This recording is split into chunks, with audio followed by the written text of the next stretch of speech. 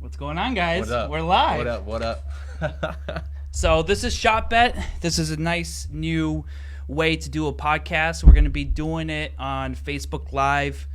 I'm aiming for every 2 weeks, so if you want to be part of it, let me know. So I'm lucky enough to be the first guy. Numero uno. So the first thing, tradition, is we're going to shake on it. Whoever gets the most likes has to take a shot at the end of the video. Yeah. You like for JB. Yep, this is me. Yep. And you love for me. So whoever loses or gets the most has I'll to take a shot. I'll probably win because I think there's more people that like me than people that love you. Yeah. Oh, man. You might get one love from your mom, and then that's it. And sound check. How That's we doing? the Sound only love I need. good. All right. Well, Good. ShotBet. ShotBet. All right. So we have DDwili. This is one of my best friends. What's up? We have him this evening to talk about his new album. Yeah, the Funk EP. Yeah, 4 years ago, I released Brother, my first project, and now this project's finally coming out. Finally. Yo, it was honestly supposed to come out, like, last August. Do you remember that? Yeah. And then, I think I got lazy, or I think... Well, you had, like, 3 projects going on. Well, before we get into the funk, let's talk about you. Yeah. So, like, when I first moved to Connecticut, like, 3.5 years ago, I was kind of bummed out, and then I was listening to Spotify, and I found this guy named Funky DL, who made, like, a bunch of really sick beats and stuff. So I was, like, thinking in my mind, I'm going to use a bunch of this guy's beats and make, like, a mixtape called Tide Flow. And, Thank you, person who just liked me. And so, like, I wrote like a good 9 songs to that. Yeah. I had like a project finished for that. But then, like, something happens. Like, you heard my happy song on the Eno show. That's from Tide Flow. That's over a Funky DL beat. But then something happens. Like, maybe my motivation got lost or something, and that kind of hit the dust. I think at some point after the funk releases, I'm going to release a handful of, like, standalone singles. Thank you, person who gave me some love. I think just people like to torture us because at first it was going to be a shot every time someone liked or we got like 5 likes, but I knew we were going to be shit-faced within the first 10 minutes. Yeah. Actually, we should do another drink, a big gulp for all the people that did at the beginning, and then we did each other, and I have another like. Thank you. Thank you, kind sir or madam. Yeah. So, like, eventually I'll release a bunch of those songs that were on that original project. Yeah. Tide Flow, standalone. Like, I already have all of it written. I just need to literally go and record it. But the funk was something where I recently discovered this guy named Thovo on SoundCloud. He's this guy from the Netherlands, Thomas Vos. Oh, shit. And he just made all of these crazy beats that really resonated in me. So I went on his SoundCloud, I talked to him, I'm like, yo, I want to buy a bunch of these beats. And he's like, okay, you want to lease them? Thank you for the drink. It's going to get to a point where we're not going to have a conversation. Thank you again. Hey, hey, sound girl, how we doing? Perfect. Good. Hey, for you guys in the comments, drop a comment if you feel that you can't hear us for some reason or we're having difficulty. Yeah. This episode, we're doing a couple things. Thank you again. Thank you again. So, this episode we're going to do a cringe segment. We're going to be talking about news, video game news. We're going to be taking questions from Instagram that I asked about earlier today. So we have a bunch of stuff. So when we're watching all these different things, let us know if the sound's giving problems so we can adjust it as we're going. Yeah. Thank you. This is a nice test run of this podcast. And if you guys like what you see, also drop a comment. Let me know who you want me to... Both of us? Okay. We should limit this to like a drink a minute. You know what I mean? No. You have another one too. You guys suck. So, anyways, let us know, but drop a comment if there's a guest you want to see. I know I want to reach out to Mike Wing in the near future and a bunch of local artists and people doing creative stuff in the area. So if you want to be part of it or you know someone, just leave a comment. Let us know who you want to see. Anyways, continue. True. So Thomas Thovos, he made a bunch of beats, and I reached out to him, and I bought a bunch of his beats that he had on his SoundCloud, and I went through 8Biza at the Vatican compound. Yep. For recording, and then after you had Lightfoot mix your stuff, I'm like, I want this dude to mix my stuff as well. But also over the course of that, I found a beat that he made, Lightfoot made, in which I threw that on there, because originally the funk was only going to be Thovo beats, but I found this one beat that fit right in. You guys will like it. It's a track named after one of my favorite local rappers. So okay, guys, hold up. Love it. So Dill can drink as well. We can cheers or something, because I'm gonna get shit faced. Only likes. So I guess people want me to take a shot. If I ask for it, it shall come. So regardless, I finally banged out all by these the way, guys, and stuff. So for sorry to interrupt, but we're trying. So this is all work in progress. But one of the things we're trying to do is have it show up next to our name, so that way we can see how many likes and how many loves. But what we'll do is just we have a sound girl that's listening to if there's any issues, and she'll be letting us know when we have to drink every single time. So just leave a like, share it to your friends. We're gonna get drunk. Anyways, go ahead. Yeah. So got that all recorded. Like I had that recorded maybe like all of it like 4 months ago or something. But I was kind of lazy with like getting Lightfoot the revisions and stuff, and this guy is my only feature on the project. So he recorded his shit last week, and then we got it all mixed, and it sounds pretty fucking fresh. At some point, you'll hear that song that he's on tonight. You should just go by the counter. Oh, okay. Well, we'll figure it out. If people are switching, just look at the total number. So there's a total number. If the total number doesn't go up, then don't tell us to drink. All right, go ahead. But yeah, so I finally, like, I think it was like Wednesday, in which we finally got it completely mixed down. Excuse me. See, the thing that sucks about having an audience is they're gonna look at my pour and be like, this is not that much. So JB's drinking the hard liquor, and I'm drinking the whatever, this like local brewery, I guess, Trouble Brewing. Never had it before, but my first drink is an IPA. All right, go ahead, continue. Go ahead. So yeah. So when's this project coming out? Oh, it's coming out on my birthday on Sunday, boy. Happy birthday, boy. Hey. I'll be turning 27, and I'll be dropping Jesus the funk Christ. on everything. It's going to be on SoundCloud, Spotify. I'm going to put it on Bandcamp, Tidal, iTunes, Amazon, all that crap. So it's going to be on there. It might not show up right away on my birthday, but it'll definitely be on SoundCloud, so that way everybody can listen to it for free. Awkward silence.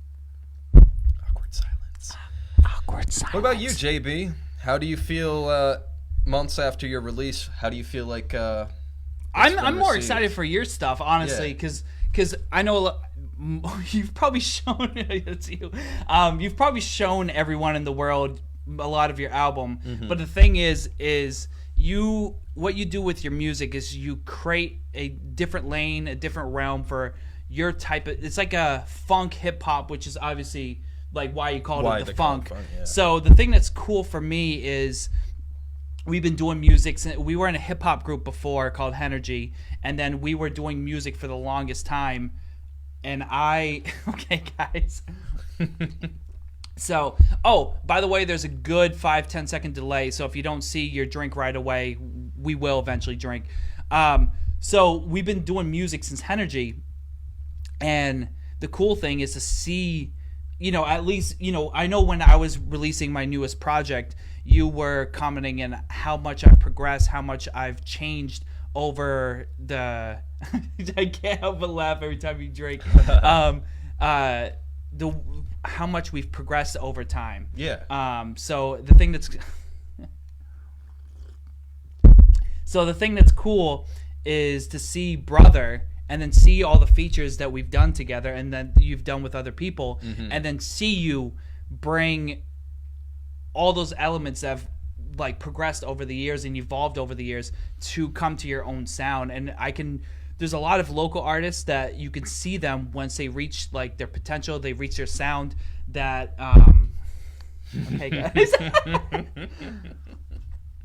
that once they create their own person, and I feel I'm recently able to do that. It took me years and years and years, and you from the beginning have always had this funky vibe to you, and now you're able to just channel it with all the new music that's coming out this weekend. And I'm excited for this project. I have listened to it countless times, especially because of the edit and review process. But I'm excited for everyone to hear. Shout out to Lightfoot for being very patient with my editing, because there's been huge lapses in time in which I sent him edits and stuff, and sometimes I had him like redo a segment over and over and over and over again, and I bet that was pretty annoying. But I really appreciate your work, homie. Shout out to Bizza for also recording JB this week as well. Or last week, right? Yeah. All right. So, next beer. Is there anything you want to bring up, or do we want to go to the cringe segment of the show? Let's switch it up. Let's go to the cringe segment. I don't even know that much about it. So what's that about? So we have someone behind the scenes doing sound and delegating drinks. If you want a topic that we're kind of missing or skimming over, let us know. I know we've been live for about 18 minutes, but 5 of that we were kind of in transition. So if there's something you want us to talk about, we will be taking questions randomly. Okay, you got some backlog. Oh, yeah? They're going to have to chill for a second. All right, well. So cheers. just a side note. Dill just arrived probably 10 minutes ago. Yeah, I just went to the bathroom. And we just hopped right into it. So Dill has been driving for 2-3 hours. Yeah. And then I said, let's sit down and chug drinks. Yeah, so that's the typical coming up to New Hampshire. So what we're going to do now is we're going to do a react segment that I'm going to try to make it a reoccurring theme. And this is called a cringe clip, cringe of the day. And this is a clip. So I was watching a movie randomly. I don't know if it was Netflix or it popped up on cable. But this clip is so cringy. It's from the movie Blank Check. And I don't know if did you watch that as a clip? No. It was a Disney movie, I'm pretty sure. And it's a movie about 11 or 12-year-old kid who finds a blank check from someone that was going to the bank. And he's a big... he's a big mobster or something like that, and the kid finds out a way to write $1 million, sign the dude, and it's a signed check, turns it in, and gets $1 million. So, and then all of a sudden he makes up this whole other person that's running a business, and he rents out this big mansion and all this stuff, and then there's this lady who's trying to do business with this made-up person. Okay. I think it's Mr. McIntosh is what his name is. Because that's all he could think of was he was looking around the room and he's like, what's the first thing I see? Oh, Macintosh. Oh, it's Mr. McIntosh. So he has his mansion in the hills, says Mr. McIntosh, and then tells the lady, oh, let's go out on a business dinner and we'll talk first and then we'll I'll forward your message to Macintosh because he's not available. So you'll watch the clip. I think you'll see where this is transitioning to. Cheers. How many likes are we at?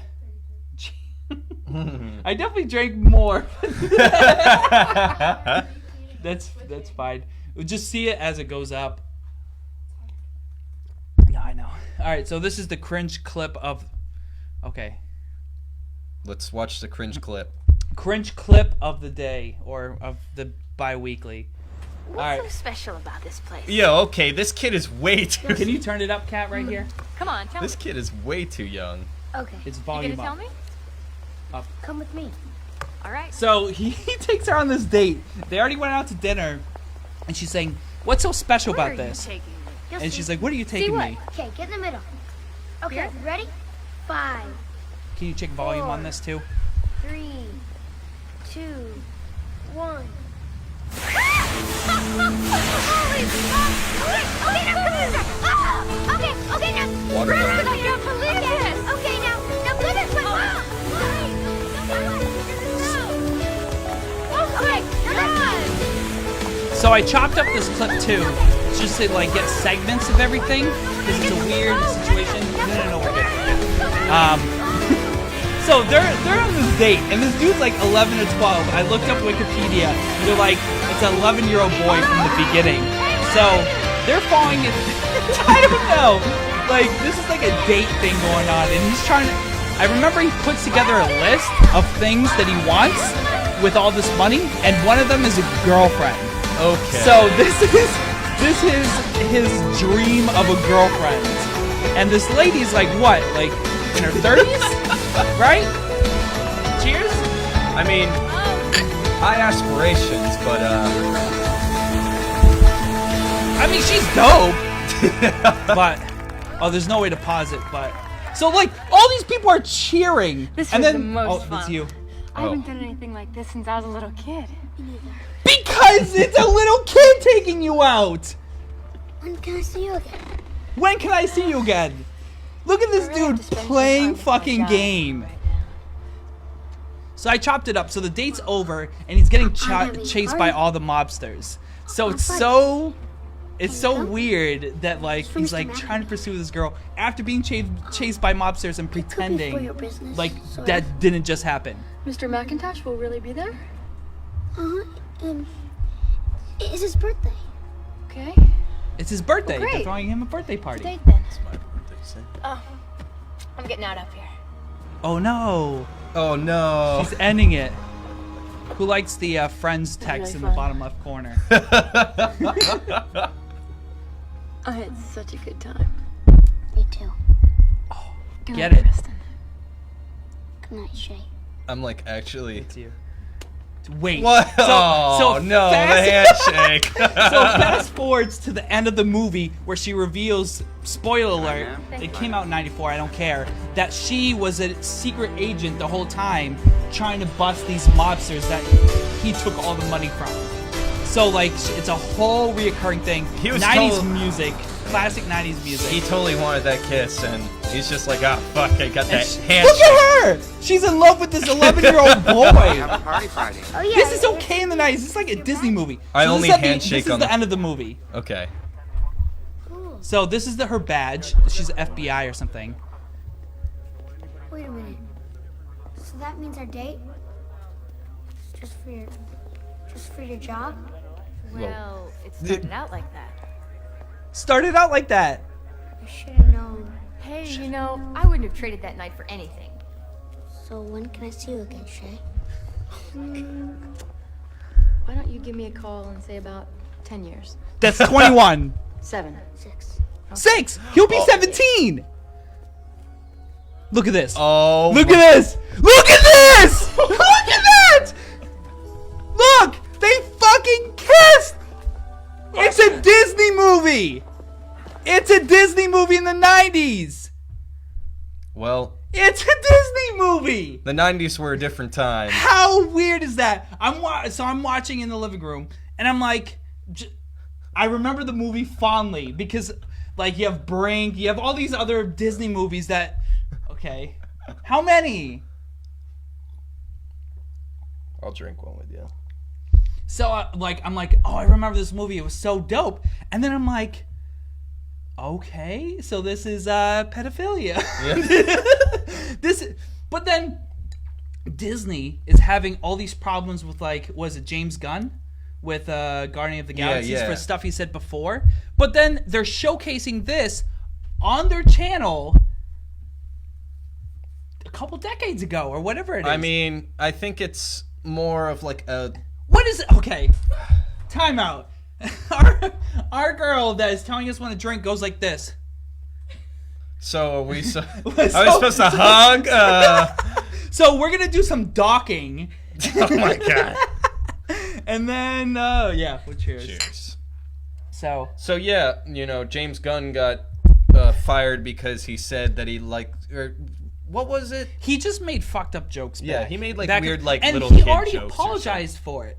He had already like the thing is. Did you hear about the guy who plays Drax was saying that he was gonna quit playing Drax if they rehire him? So he posts stuff years ago, and everything changes, just like Disney's morals. You know what I mean? Yeah. Disney's concepts and people that they've had over the years, they change. The society has changed, and now Disney is trying to hold people. Thank you. Accountable, and like a lot of companies are too. Yeah. And it's like, can't people change? Can't ideology change over the time? Because you could post something 10 years ago or 20 years ago, and are you still accountable for it? Or can we also account for changing? Yeah. Or our mentality, like policies change, our mentality changes. It's like the whole XXX thing. Yeah. You know, like he did some dumb fucked up shit, but like a lot of it was alleged and also eventually revealed by his girlfriend at the time to be made up. Yeah. And stuff. And so people judge him based on the actions he did now, but if he was still alive in 20 years from now, maybe he donated to a bunch of charities, led different causes, I don't know, there's the whole thing so it's like, does your past negate everything that you've done in the present? I get it but is there a time lapse? Is there a time frame where it's like, if you've done it in the last 6 months, it doesn't count? Yeah, you know I mean the whole thing, I saw a meme because James Gunn did this, but Robert Downey Jr. used to be really big into drugs and stuff, and he's the poster boy for Marvel, essentially. But it's clear that he's a good guy. Yeah, it's just he struggled with his stuff. Well, he overcame the past to be able to be this positive role model for kids nowadays and stuff. But if he was a shitty person, there's the Harvey Weinsteins of the world. Yeah. If he was that person, I don't think all of the cast of Guardians would sign and vouch for him, knowing something was still kind of iffy about him, eerie about him. So it's but Disney is the type to stick to their guns. They don't care. Yeah. So I don't know. It's just interesting. It's just interesting to watch that clip that came out in this movie came out in the 90s, and then it was being shown on I remember watching it on Disney. Yeah. And they're okay with that. They're okay with that. It's just interesting. It's just odd, weird pedophilia innuendos. Yeah. So what are the other? So because both of our interests involve video games. Yeah. And I know one game that we're both looking forward to is Super Smash Bros. Ultimate. And what we want to do is, so depending on who I have on the show, just for those of you that are interested in watching more and more of these type of podcasts, I'm going to try to delve into what people's interests are. And me and Dill have been talking about Super Smash Bros. Since we met. Yeah. Period. Yeah. Every single Smash Bros. And they just released trailers, character reveals. Yeah. And we won't spoil anything, but we're going to just kind of talk about it and react to it. We've already watched this numerous times. But I'm pretty sure I was listening to the trailers coming on the way here. Yeah. So we're going to play the first one. We won't say anything or who it is, but we're going to go into the first one.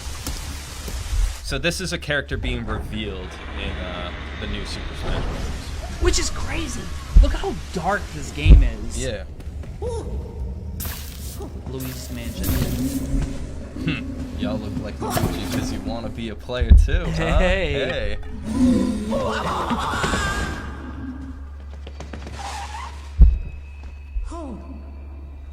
I feel like they do such a good job with the cinematics. Well, it's changed. Even from Smash 4 this probably to now. has nothing to do with the actual game, but it helps create the atmosphere that introduced this character coming up. A lot of people are saying that it's related to the story mode, and saying that they're gonna have bosses in the story mode that evolve. Luigi straight blacked. Look at this! Whited out, dude. Look at this! He straight up whited out. Death. His eyes rolled into his head. Now, as soon as this happened, I knew exactly who this was. Yeah. Right when there was that shot to the face. Well, we had talked about it. We already had our ideas about it. do that vampire killer music. For those of you that don't know, this is Simon Belmont of Castlevania being announced for Smash Brothers. So, dude, all of his attacks are exactly like so the video game. Sick. That's just like Sheik, though. That's like a clone Sheik move from Melee. Yeah.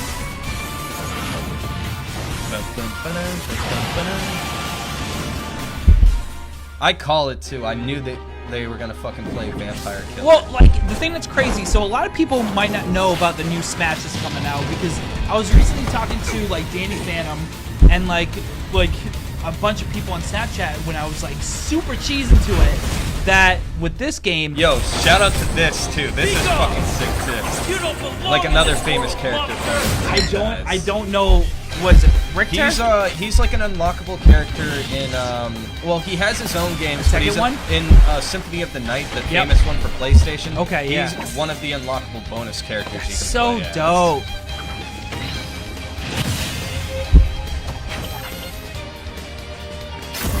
Like I will definitely. I think I'll play as Richter for sure. Like, okay, so I'm gonna transition to this because I just want to talk about this game because I don't know how many people. Like, I'm hyped for this game. Like, I'm buying a Switch for this game. Oh, I know. You already own a Switch. I already own a Switch. I bought a Wii U. What is this gonna do? Like obviously I'm gonna play it on my own and stuff, so that way I can unlock characters and stuff. But like, whose Switch are we gonna play it on? I'm willing to bet we could probably do some sort of like LAN thing with our Switches. Well, I know. Come around like December time, I want to host this. By the way, this is a challenge to anyone out there watching. I will body any of you in Smash. The new Smash, you will get destroyed. Who's your main? Captain Falcon all day. All day. What about you? I mean, I'm still gonna. Well, you don't know. I don't really know because like every game has been different, but like consistently throughout every single game, Yoshi has been my character. Like in Melee, it was Peach. In like Smash 64, it was Fox, and in like Brawl and Ultimate, or not Ultimate, but 4, I played mostly as Yoshi and Samus. But like I really hope that I really hope they kind of even things out and stuff. I'm excited to play as Simon. Yeah. Simon and Richter. Yeah, because I think one thing that's interesting is me. I was always a Falco main. Yeah. Since Melee, because Falco is probably one of my favorite characters of all time. Yeah. Period. Throughout all games. Hey Einstein, I'm on your side. Hey Einstein. Yeah. So like, so it's one of my favorite characters. Period. Yeah. Just because he's so like. It's a cool character because he's like the cocky like standalone from the rest of the Star Fox team and stuff. So it's like cool to relate to that.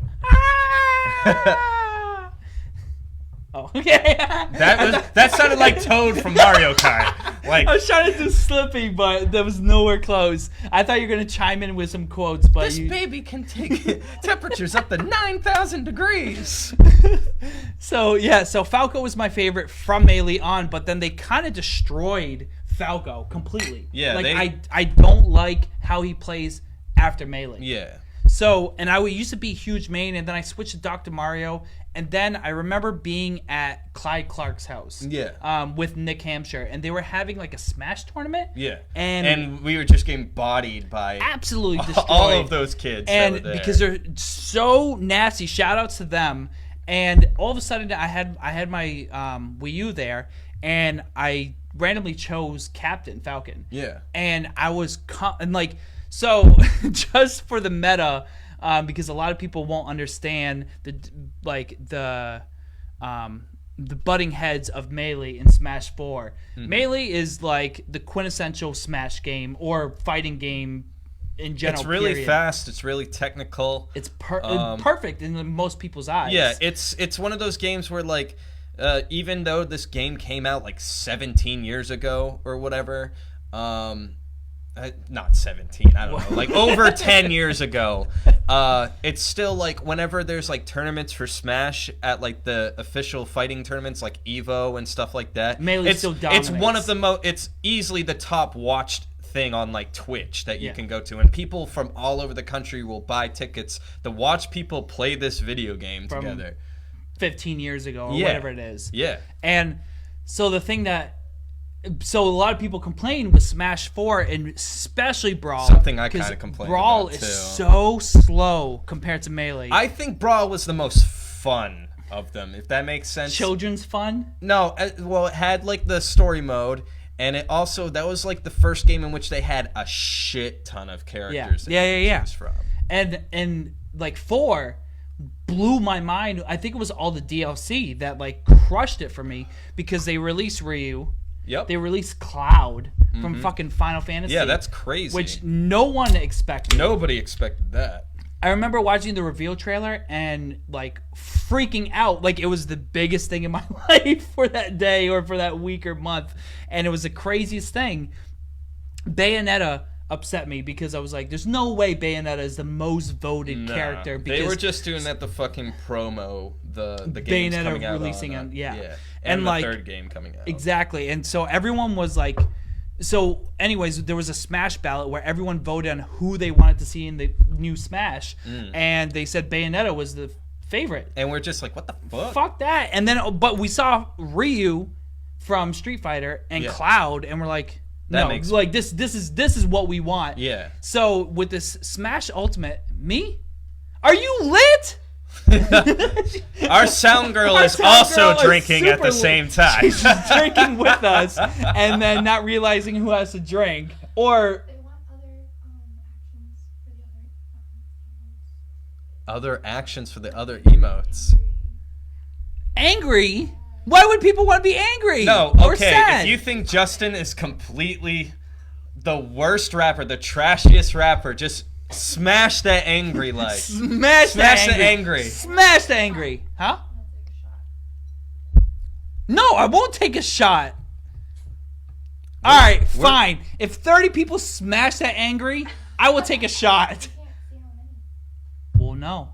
We'll know. We'll know. We'll just know if we'll just know if our sound girl sees a flurry of angries. Huh? If our sound girl sees a flurry of angries, we'll both take a shot. Okay, relax. You're giving me the shot. You're not taking a shot. You're like, yo. How many people are watching right now? Bars. Oh, okay, well that's so 12 people are smashing angry. Bars. Yeah, they're like, okay, now we're actually authentically angry. Now there's a bunch of people angry because we're paying attention to. Yo, on the subject of Smash, why don't we show off this other release trailer? So anyway, so to get back into Smash, so Ultimate comes out. 30 people. Huh? You never said it had to be from 30 people. You said 30 angry. 30 different people have to smash that angry emote or reaction, or it doesn't count. Yep. You can smash it 100 times. I don't care. Get 30 of your friends to watch this and smash that angry. There's a bunch of people doing. So right now we're watching from across the room and seeing all the angry emotes. That's so funny. All right.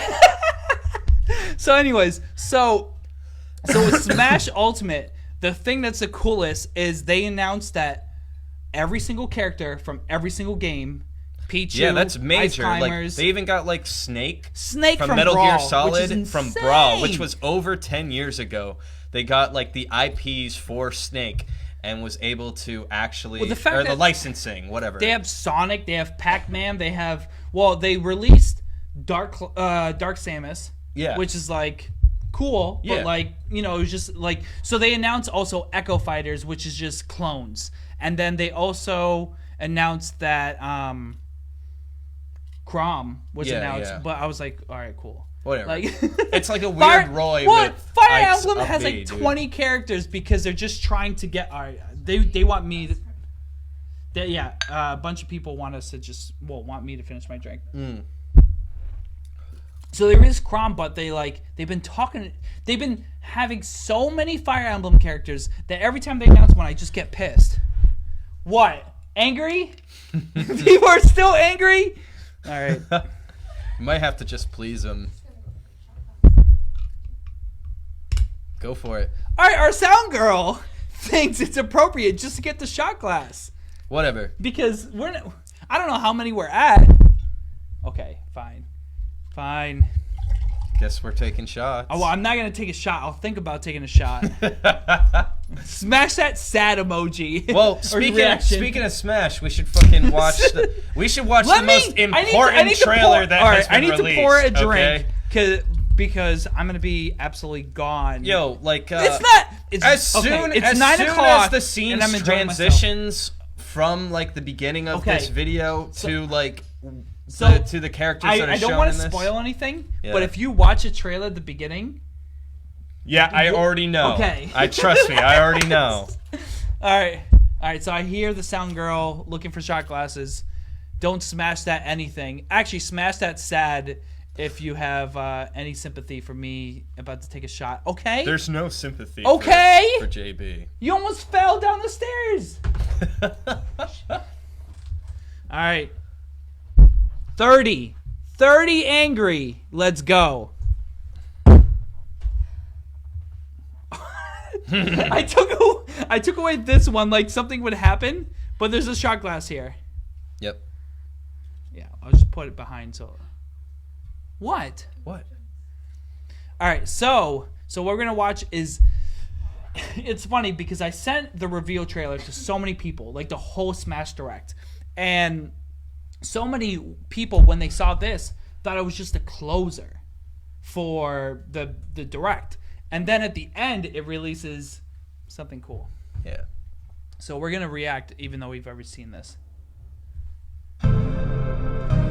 It's so dope! Smash that angry, let's go! As soon as this happens. It's so dope! Dude, I love the details and the sound in this. Look at that classic Donkey Kong frame in the back. They actually say, side note, I'm going to pause this real quick. We're going to watch from the beginning. But they say Donkey Kong's pose is reminiscent of the Rhythm Course Kids. Okay. What is it? What is it? Course Boys or Course Men or whatever it is.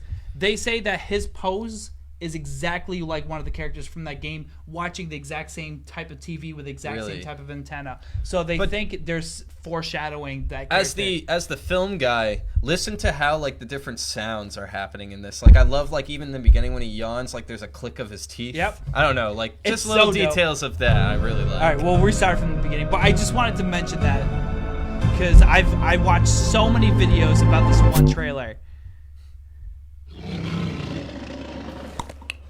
It's so dope.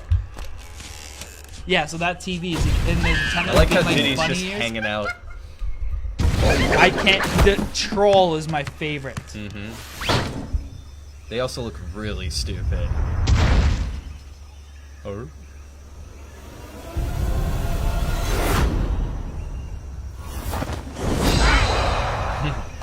Like, I was so upset.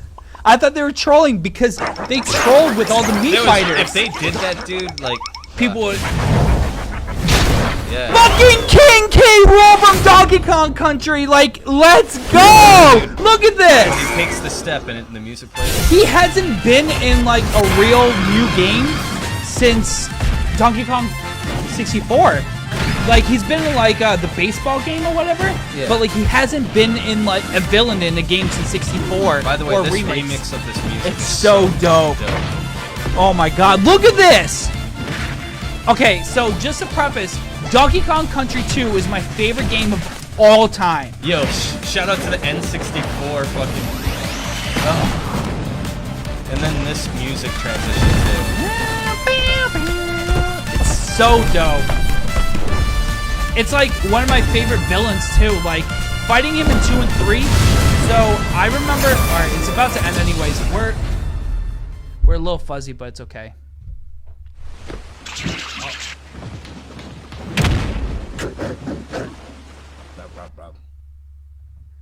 So the thing that's the coolest about this, okay, so I'll just give a little bit of background about my life. So I remember playing Donkey Kong Country 2 and 3 especially. I made you a beat from Donkey Kong Country on Origins. Yes, yeah. So on and on. On and on, the world keeps spinning round and round. on and on. Yeah. So anyways, 2 and 3 were my favorite games. 2 especially. 3 is usually references the worst out of the trilogy. I'm not a fan of the first one. I like the first one, but I don't like the third one. See, it's funny. I think my brother ranks them 3-1-2. It could be the music, though, to be honest. The music is so dope. Music really inspires my like for video games. The second one is so dark. And it's funny, I was talking to my buddy recently, John Grossmith. If you're watching, shout-outs.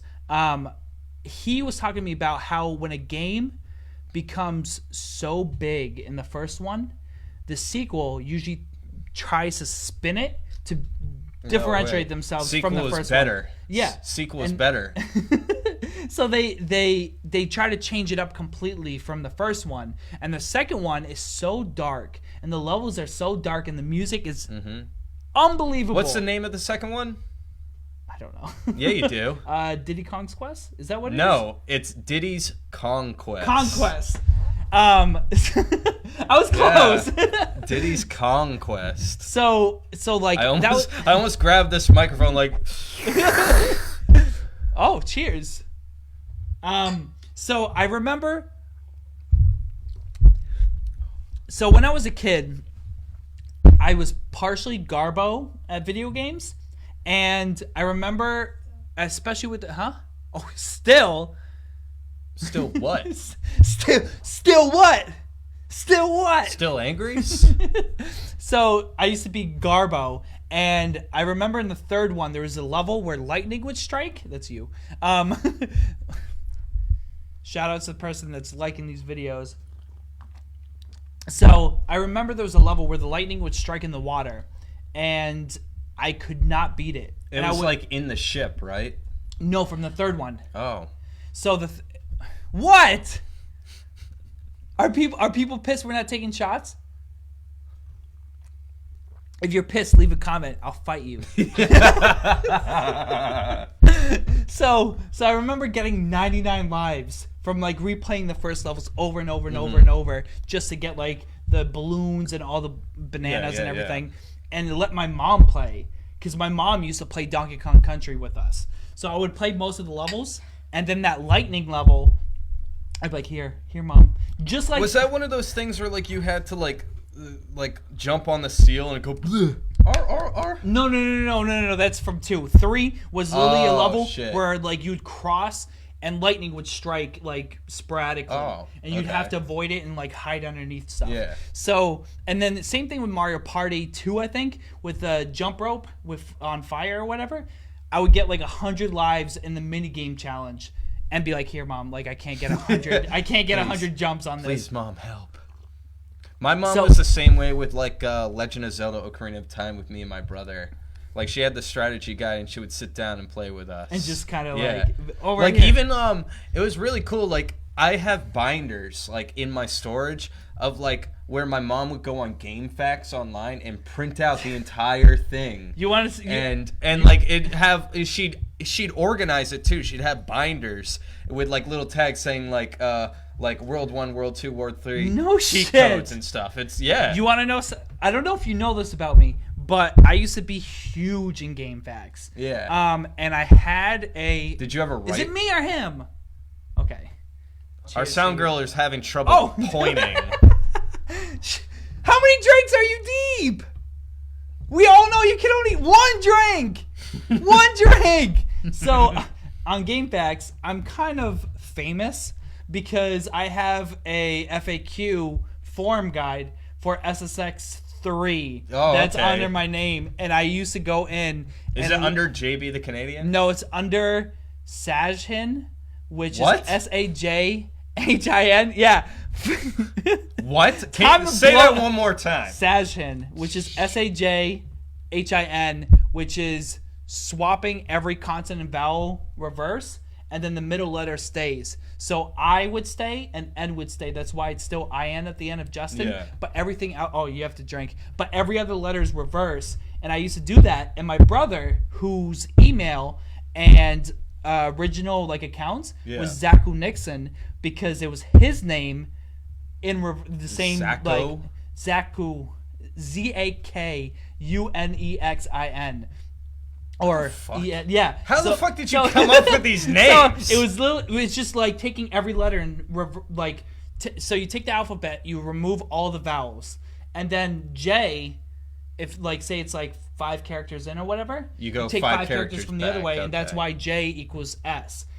And then you take the same thing with vowels. You take the 5 vowels out, no Y, and then you swap them. So U would be A. Sorry to detract from game facts, but me and my brother did this too, where there's something where like to figure out your alternate name or something, you spell your name backwards, and then your last name is your grandmother's name. Okay. And so like mine was Nalid Cheryl. And then my brother Nalid Cheryl! Let's go! And then my brother took my dad's mother, and he was Nelik Ronnie. Nelik Ronnie. That's partially gross. Yeah. Side note. But it's so anyways, to go all the way back to Donkey Kong and Smash. So my mom used to oh no. So my mom used to play Donkey Kong Country. So I remember when we talked beforehand, we had talked about I talked about my soft predictions. Mm-hmm. So we talked about I only have hard predictions. So I was like, these are my predictions where I'm playing it safe. Yeah. Because I know, like, there's some characters that I absolutely want. Like, I think you have mentioned Gino. Yeah. And I know that your absolute one is Banjo-Kazooie. No, Dixie Kong, dude. All day. Well, all day. But I love Banjo-Kazooie too. Banjo-Kazooie is definitely up there. You got King K. Rool. Well, that's the thing. So I remember talking to you and going, they're gonna. So not only do they have every single character from every single game. Because if they were gonna make a Dixie Kong prediction, they would have done it there. And so I'm sorry, my friend. Maybe I don't know. I'm still hopeful. I think, but the thing that's so cool is they have every single character, and then they have 103 stages where 100 of them are able to be Battlefield, Final Destination, and No Hazards. So there's technically the No 3 Hazard variations. Switch was something that I fucking called. Yeah, and I was like, they're going to talk about stages. They're going to talk about Echo Fighters, which they did kind of. And your predictions for this last Direct in which it revealed that Simon and King K. Rool were part of that. Like, I had different things that I was guessing was going to happen, but JB, like, was pretty much on point with all of his predictions. And I was so stoked. And I know one thing we want to do, so I'm gonna change the topic completely. Yeah. We're already almost an hour in. Yeah. But one of the things that I want to go back to is your album that's coming out this weekend. And I had the pleasure of working on it. Mm-hmm. And it's such a good album. And what we're going to do is we're going to take a 5-minute break, sober up a little bit in anticipation of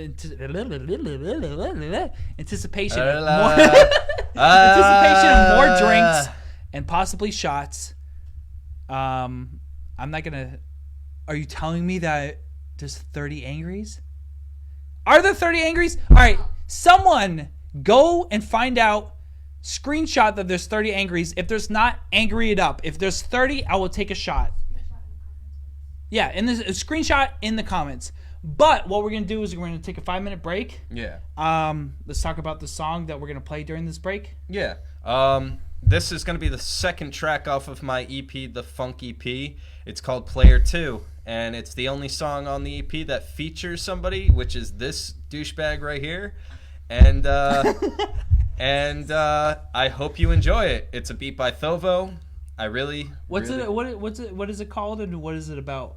Player 2. You'll fucking figure it out. All right.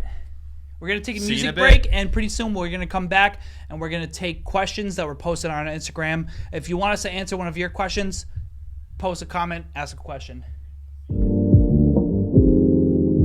Yeah.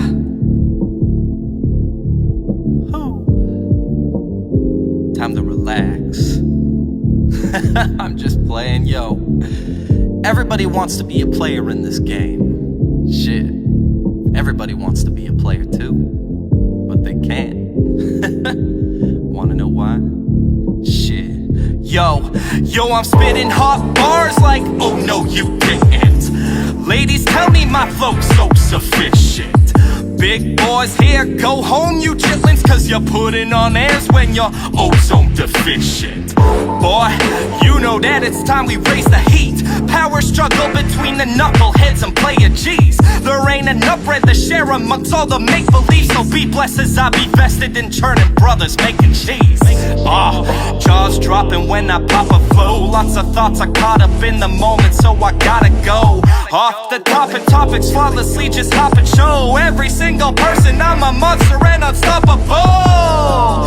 That's the way you play it, Riz. I'm the bane of lamer kids thinking they will make a bridge, so I'll stay nefarious while I play to bury him, cause I play to pop caps like insane aquarium. Who's here that you think you compare to? Y'all look like Luigi cause you wanna be a player too. All the homies come head gon' shake it loose. Y'all look like Luigi cause you wanna be a player too. Got a couple tracks, I should try to slay a few. Y'all look like Luigi cause you wanna be a player too. Don't give a funk, what the hell the haters do? Y'all look like Luigi cause you wanna be a player too. Player two, I'm gonna spit hot tracks while I configure 8. Women wanna crisscross crash. The raw deal as I'm meeting some babes, so we can hop in hot wheels, all leading the way. Yes sir, I'm gonna get it in my Honda Civic and pay your moms a visit. Leading on to massage and kisses. Yo, the doc's in the house, give her the raw prescription. Double dosage of that playalistic attitude. We rock the motions, playing all the whispers, classic Tucci. Spent the night praying I stay to kick it afternoon, but I'm sorry man, there's things the players got to do. Like reboot my system with these soothing rhythms that choose me to pick them, to loosely depict some way of how I manage my status. But from my point you couldn't handle the vantage. Who's here that you think you compare to? Y'all look like Luigi cause you wanna be a player too. All the homies come head gon' shake it loose. Y'all look like Luigi cause you wanna be a player too. Got a couple tracks, I should try to slay a few. Y'all look like Luigi cause you wanna be a player too. Don't give a funk, what the hell the haters do? Y'all look like Luigi cause you wanna be a player too. Yeah, see, who the fuck you cater to? Yeah, that girl you like, so you take her on a date or two. Wait, did I? Now I barely even know her. When I told her, pull it over, yeah, she skirt like she's Sailor Moon. Ooh, see, you ain't been where I've been, boy. Double up the cup with another rum, that's how you get it, boy. 2 chains like titty, boy, I go and run this city, boy. Yeah, when I wrap it up like 10-4, that 10-4, oh lord. See, DDwili, you OG, like sipping on that OE. Old English, no difference, so pimpin'. If you'd walk a mile in my shoes, you'll be moonwalking with Timberland steel boots on, oh lord. Hold up, sick of my teeth like a cobra. Yeah, I be going in deep like I be on Mandola. No, I'm John Travolta with the swag of a culture. If you think you a player too, then I unplug controller like, ooh. Who's here that you think you compare to? Y'all look like Luigi cause you wanna be a player too. All the homies come head gon' shake it loose. Y'all look like Luigi cause you wanna be a player too. Got a couple tracks, I should try to slay a few. Y'all look like Luigi cause you wanna be a player too. Don't give a funk, what the hell the haters do? Y'all look like Luigi cause you wanna be a player too. Y'all look like Luigi cause you wanna be a player too. Yeah. Y'all look like Luigi cause you wanna be a player too. Y'all look like Luigi cause you wanna be a player too. Yeah. Y'all look like Luigi cause you wanna be a player too.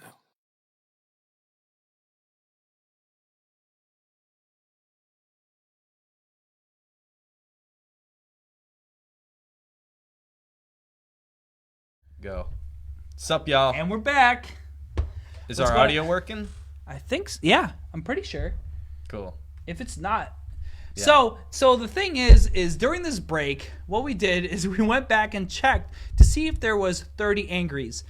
There's only 16. Yeah. So I guess I'm not taking a shot. And also I learned that this guy's losing right now. Fuck you guys. So the thing is I know for a fact that more likes is going to happen no matter what. I'm going to take a shot 9 out of 10 times. Unless, like, there's someone that, like, everyone hates. Yeah. Like Mike Wang. Yeah. Like, fuck Mike Wang. Yeah, fuck Mike Wang. So, for this part... All right, so we're going to take questions. We posted on Instagram earlier today. Yeah. To send over questions. We're going to be answering them one by one. And if you guys have a question, we're going to take any questions right now. So comment below. Not any question. If it's a good question... Actually, if it's a good question or good troll question. Yeah. If it's something stupid, we won't accept it. Like, if it's about who has the bigger dick, like, it's a given. It's a given. JB does. So... No, we did not switch chairs during intermission. Shirts! Shirts? Because we have the same shirt. All right, shout out to whoever said. You straight up like copy me now that I think about it. Well, I've been wearing the shirt all day. We're literally wearing the same exact shirt. That is probably the best. All right, cool. Thank you. I'll drink to that. So we went back and we saw all the likes. Yeah. We saw all the comments. Well, we didn't read all the comments. It's what, 160? 180? Yeah. We're a ludicrous up there, amount of comments. But I love that you guys are enjoying this because we're trying to make this a reoccurring segment. And there's not one of the things that I've always seen locally is is there's not a lot of like entertainment. Yeah. There's not a lot of professional entertainment either. See. And I think like we need it. And I've always wanted to do something like this, but I've always been nervous to take on because like as stupid as it is, right here you can see my Instagram tag. You can see his Instagram tag. Even the logo that's in the bottom right corner, all that takes a lot of work. Yeah. So like I was always nervous to take on such a big challenge, but I'm glad you guys are reacting the way you are because we're going to be at least I'm going to be investing a lot more time and effort into making stuff that happen, like putting how many likes and how many loves and how many everything. So that way we can kind of see a competition on who's winning. But right now I'm losing because I have like 30 or so likes and he has like, what, a dozen loves? I think all your loves turn into angries to get me to take a shot. Yeah. So 2 shots for JB would be great. No. Yep. Yeah, there's 2 shot glasses. How about this? If I don't get 30 angries, actually, that might just screw us over. How about this? I was going to say we each take a shot. But if I get 30 angries, I'll take 2 shots and you'll take 1. I feel like in future iterations, everybody should at least have to take a shot, and then eventually you take another. If you lose. I'm going to lose every time. Start off with a shot. That's what I'm saying. Start out with a shot. You start off with a shot. Cat gets lit off of 1 glass of wine. Yeah, I see like half a glass of wine drank and then a beer that's been sipped on for 2 hours. Let's see these questions. So anyway, we're going to go into Instagram questions. So I'm going to pull up the fancy logo. Wow, so fancy. Super fancy. So one of the things I need, I'll probably outsource, or it any also of you blocks, that know like, people, the most important part my of the super forehead. Yeah. So if you guys know anyone that is good with graphics, I'm looking for someone to do the Instagram art for these questions. You'll see why. It literally looks like I typed in Notepad and then shot it on the screen.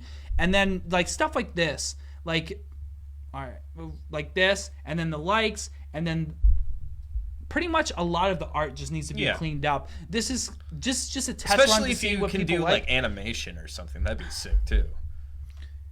Let's see this first question. So JB the first question is going to be from Strictly Chrome. So Chrome, I'm still in smash. So, whoops. All right, I'm gonna move a little bit here. Yeah. So obviously you can see the Notepad reference. Yeah. So Strictly Chrome asks, you guys could only perform one song together again. What is it? Probably. What would you say? Like, are we gonna do a countdown? Are we gonna do the Newlyweds Quiz right now? Oh God. I mean, wait. You already know. Are you second guessing yourself because you're trying to think what I'm gonna say, or are you second guessing yourself because there's 2 songs in your head? Well, there's only one song in my head. All right. So on the count of 3. Yeah. 1, 2, 3. Origins. Ginobili. I was thinking about trolling and saying Faded, but Ginobili, I guess. All right, here's a good question. Of the 3, all right, so I considered these the 3. We have 4 now. We have one from each album now. We have one from each album, but from specifically your 3 albums, from Origins, Reboot, and Smile Now Cry Later. It isn't there's a single feature from each of us. Like, we both have as much part of a song. Like, you feature on that Player 2 song that we had, but it's still, my song, I feel like, Well, even though those are all technically your songs, it's something where, it's a logical. Logical, I just have one verse, and then even with this song, I have one verse and one line in the hook. But, like Ginobili and Origins, we split it and Be Right Back, essentially. And Be Right, yeah. So, I consider those, the holy trinity of JB, DDwili tracks, essentially. See, I picked Ginobili over Origins because I know you've commented before that Origins is a tough song for you to perform. Yeah, true. You're right. If, for performing-wise... Performing. Yeah. If we can only perform one song, it would definitely be Ginobili. If we could only keep one song for prosperity reasons, it would be Origins. Yeah. If that makes sense. So would you think so too? Yeah. No, I definitely agree. Be Right Back is a really good track, though. I love that song. You don't fuck with the way that you fucking say, how you gonna be like that? Hit my phone, I'ma be right back. Hey. No, that song's cool because it's like a completely different dynamicism where even though I sing the hook, you sing more on that track than I do, essentially. And that's I think that was one of the cool things, and I think it originates in a lot of the songs because originate. Yeah. So I think one of the things that's cool is I feel me and you when we get on a song together. Cheers. I feel like when me and you get on a song together, we try to outshine each other because I know both of us feel in our heads are heavy hitters. Yeah. As much as we're not huge in the scene and not making mind-blowing numbers. I feel like a lot of people know what those 3 songs are. And we kill it. And I know every single time I hear you on a song that you want me to be on, or I like, for instance, I can't even think of the song we have on Smile Now Cry Later. You're talking about I Breathe, I Die? I Breathe, I Die. Yeah. I just remember as Ibid. I remember hearing your verse and then going, I need to rewrite mine. Real fun fact, I was the first person to even write to that song. And I heard his verse and I rewrote my entire verse because I did not like. But you fucking slaughtered it. I love that you slowly go faster, and then your flows are fucking crazy near the end of your verse as well. Speaking of transition, Davon, who was also on the song, asked, "How much do you think nostalgia affects artistry?" Nostalgia? I'll take this. All right. So I'm not really a hip hop head at all. But I feel like with a lot of hip hop heads, they tend to have this sort of mindset where you need to make music a specific way that relates to the greats, essentially. Yeah. You hear it a lot. It's gonna I'm drunker now, so it's easier to talk fucking shit right now. Just wait till I took some of the questions in anticipation that this was the last part of the podcast, knowing that we would talk shit. Yeah, and I'm gonna talk shit. I feel like there's a lot of hip hop artists that are in the local scene and just in general where they try so hard to be old school and try to be this is real hip hop right here, in which you don't people will know if it's real hip hop if you make it make real. You don't need to say every fucking 10 seconds live that this is real hip hop, and when I say hip y'all say hop and stuff like that. You don't need to do that in order to define yourself as a hip-hop artist. And I feel like that's the sort of thing in which I find nostalgia plaguing the mindset of people who write music nowadays.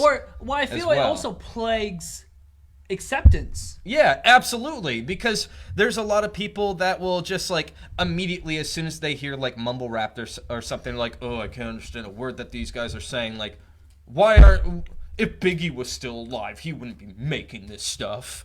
And like, like just random stuff like that, where I feel as if it kind of adds this like weird click mind state where if you're doing something outside the box that isn't relatable to like the 90s or like the origins of hip hop or whatever, that it's not acceptable. Yeah. It's not acceptable. And to me, that is counterproductive. You can't think in that sort of mindset when you're writing music. Because hip hop didn't always exist either. No. So it evolved from other genres. Mm-hmm. Just like music now is evolving with all the different branches of music that we're getting. Yeah. And all the new technology and everything that's going into music production. Yeah. So it's like if you're hating hip hop or nowadays, you almost have the same mentality from when it was before, because the old heads back in the day, and I forget who it is, I think it's YBN Cordae, who did he responded to J. Cole kind of doing a diss track to Lil Pump, and he addressed that like back in the day, old heads were against hip hop because it wasn't the old music that they were accustomed to. Yeah. So everything changes with time, with new technology. Everything's more accessible. Everything so music. I remember when dubstep was coming out. Dubstep wasn't a thing when we were younger, and then dubstep came out, and now it's almost a norm. Yeah. And the fact that new hip hop is seen in such a negative mentality is just. I enjoy it. I feel I've always talked. Like, whenever I have a drunk conversation with someone at a party and they try to talk poorly about the new hip-hop, I go, well, I can listen. There's some music that I want to turn up to, and then there's some music that I want to reflect on. Yeah. So, and I remember vividly one of the moments was when To Pimp a Butterfly came out. I was like, this isn't necessarily an album I would bump at a party. Yeah. But I would sit in my car and drive for hours on repeat listening to this album and listening to different aspects of the album, and just learning from this perspective.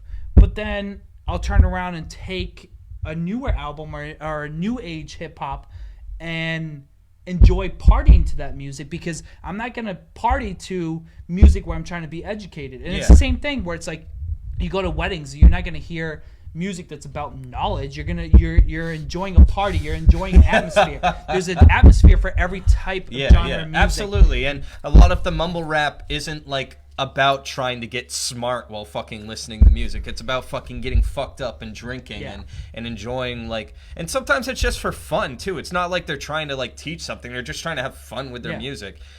There's a lot of stuff where people will listen to music and be like, yo man, I was a fan of Big Pun and Big L and all that shit back in the day. These kids need to fucking learn from the greats. And it's dude, if I wanted to fucking listen to Big Pun and Big L, I'd listen to Big Pun and Big L. Exactly. I'm not gonna fucking listen to some kid that sounds exactly like that because it feels like they're copying.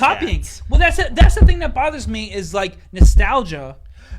Can I say one more thing? Yeah, of course. Fucking the same thing where people say all hip hop sounds the same and shit, where they're making fucking music where they're using the same exact rhyme schemes as other people have used and shit. That fucking blows my mind how much that drives me nuts. I think the thing that's funny about nostalgia is people have this double standard where they get upset if people are too nostalgic and their artistry almost emulates old school hip hop. Yeah. So they're you're just copying what Big L used to do, or you're copying what this person used to do. But then when people are being innovative to break the stigma of what hip hop is, break the stigma of what hip hop is turning into, or used to be. Sorry, I got distracted. So they're trying to break the stigma and just be themselves. People are also upset that they're not being nostalgic. So it's like a double-edged sword. So it's no matter which direction you go into, if you go into old hip-hop, boom bap type of stuff, or new hip-hop, it doesn't matter. You're always going to get criticized. Yeah. So it's like, why care? So I feel nostalgia is affecting what? Okay. Sorry, I'm tapping I'm tapping too much on the table. I'm getting into it. So I feel nostalgia does affect artistry because either people are like purposely going against the norm, the trying to go away from what's already been made and make their own sound and be their own person. So I think people either trend to the nostalgia or trend away. So I definitely think nostalgia affects artistry. That's a good question. Yeah. Thank you, Davon. Let's go on to the next. This is a heavy one. So top 5 rappers, top 3 Dude, producers, and best voice in hip hop names. So I'm gonna go. I'll go first. Do we have to do like top as in like of all time, or can we just do like our like favorite? Like our favorite. You want to do favorites? Let's do favorite. Okay. You want to go first? Okay. No, I can go first because I'm the guest. You're the guest, so you gotta lead the way. All right, so if we're gonna talk like fucking like top of all time sort of shit, Big L is one of the best of all time. He had fucking punchlines, wordplay, rhyme schemes, flow, storytelling, and he could freestyle. There you fucking go. My favorite rapper of all time is Del the Funky Homo Sapien, and you'll be able to hear how a lot of his flows influenced me on the Funk EP that is coming out Sunday on my birthday. Sunday. Top producers, I fucking love people. Don't cringe at us. I like people under stairs make their own beats. I always vibe out to their shit. Listen to Montego Slay. Fucking lit. Who else is a dope producer that I like? Thovo, the guy who made the beats on my project. Lit. I also really like Davon as a local guy. Davon can do anything from like alternative hip hop to like indie pop or whatever. Like he if you want something for anything, you go to Davon. Also shout out to Lightfoot because he's constantly releasing new shit that is absolutely astounding. He released like a Legend of Zelda beat tape in which he just like sampled and did crazy stuff with that. Best voice in hip hop, your boy right here. Yo boy. Okay, so I'm gonna say right now, if you want a question answered, comment right now. We'll answer it. The first question that shows up, no matter how stupid it is, shit, we're gonna have our sound girl ask it. All right, hold on. You gotta answer. I'm gonna go Eminem. Okay. Tech 9. Yep. Kendrick. Figured. See, the thing is everyone asks top 3, so I get stuck at top 3. Well, it says top 5. Oh, you even though I didn't name that many. You weren't even close. Well, whatever. All right, I'm gonna go with your producers because I'm not gonna be able to get into it because I love Kanye's production. I also like the producers of like Wiz's old shit. Yeah. Wiz Khalifa's stuff. Like he always made like I don't know who it is off the top of my. We have a question. Was it the first? Hold on. Remember it, Kat, if you can. It's a stupid one. Real quick. All right, by the way, before she asks the question, you gotta say who's the best voice. By the way, whoever just asked this question, our sound girl, our sound person, said this question is stupid. By the way, who's the best voice in hip hop? Real quick, and then we'll answer this question. I don't know. I feel one of my favorite voices in hip hop is Chance. Yeah. Okay.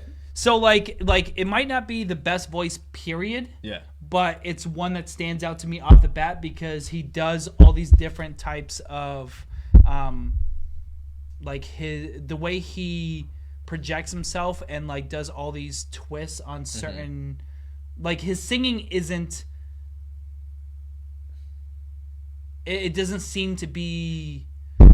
I don't even know the word. I'm listening to laughing in the background. Cat's dying over here, so this question must be pretty fucking stupid. I feel like he's very original with his voice and what he does with every. I haven't heard a bad verse from Chance, and that's one of the things that always. To give a more realistic answer, one of the best voices in hip hop, like period, is probably Nate Dogg. Yeah. And I know, like Biggie is up there. Like and you always heard Nate Dogg in his smooth-ass voice on different fucking hooks and shit, and you just, like, knew this song. But then there's, like, Snoop Dogg. Snoop Dogg is iconic as well. But he has I definitely think he has one of the best voices as well, and a lot of his flows in which he, like, inflects words and, like, pauses words before moving on, like, definitely inspire me. Well, and I think that's why I love Chance, as of, like, if we're talking about someone in the last decade or as of recent years, his inflections are insane because he's able to project his voice not only with singing, but with doing, like, different. It's just being different. So, but we'll take this question no matter how stupid it is. You want to remove this from the screen? Yeah. So that way we can just focus on this question? Well, I'll still have a Instagram logo on my head. I'm sponsored Good, by Instagram. because it blocks some of you. What's the question? No, I am not gay. Thank you for the question. Oh, it's for both of us. Oh, no. Are you gay? No, I am not. And I don't think that's a problem. Oh, it was just generally... No. We are not. No. And there's no problem with being that either. Huh? A shout out of who asked the question? Thank you, Amber, for asking the question. No, I'm only gay with your husband. Excuse me. All right. So this is the question that you're gonna be drunk pissed at. What irks you the most about the music scene, local or mainstream, and people in general? This is from Dave Dominguez. Actually, I guess lack of advertisement, if that makes sense. Lack of promotion. Lack of. I think you'll be able to explain this better than I can, man. About what? How about stop? Oh, I'm sorry. How about concerning? I get excited and I tap. How about concerning shows in general? Concerning people are shows. saying, people are commenting. If you comment, stop tapping on the table, I will fight you as well. Yeah. All right. How about? I think you can explain kind of because you and I kind of feel the same thing about shows. Shout out to Joanna. Is she watching? Shout out to Joanna. Yeah. My day one girl. Yo, I love that girl in Fortnite. Yo. So the thing that irks me the most is every hip hop artist assuming that everyone's going to show up to the shows, and they don't put the same work ethic into their music and promotion as they do with shows. They just assume if they put out music, people are going to show up to the shows. Mm-hmm. So all of a sudden, their work ethic only is concentrated on writing and making the songs, but then it stops there. Yeah. So all of a sudden, they're like surprised that their shows have 3 people. I like how you quoted the mics. Like the mics are gonna capture it. Thank you. That they're surprised that no one shows up to the shows. Like they're literally surprised that no one's gonna show up. And there's so many shows that I've been invited to, and I don't hear about it for a month. I've been invited to it. I see no promotion. I don't see an Instagram post. I don't see a Facebook post. I don't see anything. And then all of a sudden I show up to the show and there's only 3 people in the crowd and they're baffled by it. And it's like, no, like people are looking for something to do on a Friday night, Saturday night. I mean, maybe not because there's a lot of people that are watching this podcast on a Friday night. But what happens is there's so many shows that are so lackluster that I've been to. And what we'll do is every single year I throw a yearly birthday show.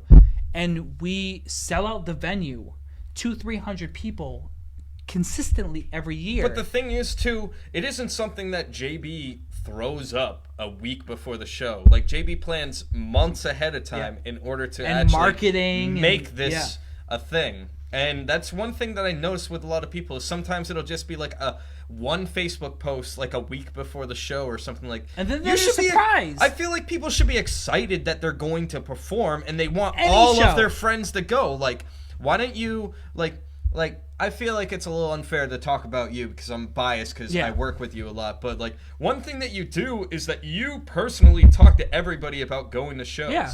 Well, and I also promote the show as we haven't seen each other. That's the main thing is, like, most of your support in general, unless you try to do extravagant things with, like, music videos and marketing and promotion.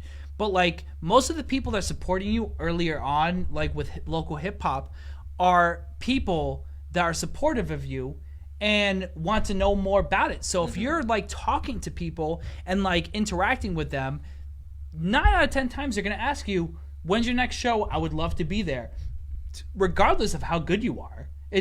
People are just there to support because you're good people. And I find time and time again that people like local hip hop doesn't try to push these shows, and then 10, 20 people show up, and then they're disappointed by it, but then no one knows about the show. Or I see so many people that are spamming on Facebook, and they're posting stuff. They're so generalized, and they're hoping that people are going to like it. But it's like, nobody cares. Like why should I care about your music unless you're doing a dope marketing campaign? Yeah. Same thing with like advertisements. There's so many advertisements that I tune out of, but then when something pops up that like catches my ear, I'm more likely to look into it. I know The Nun, which is a horror movie that's coming out in the near future, that actually got their commercials banned from YouTube because their marketing scheme was to show the symbol of the sound going down. Oh, thank you. It shows their sound going down, and then people would turn up their sound, so their sound would be at max volume when The Nun popped up in their face. So, like, that marketing scheme almost makes me want to watch a movie because they're investing so much. Deadpool is a perfect example of marketing being so on point, and that's why it's one of the best sellers, period, for movies.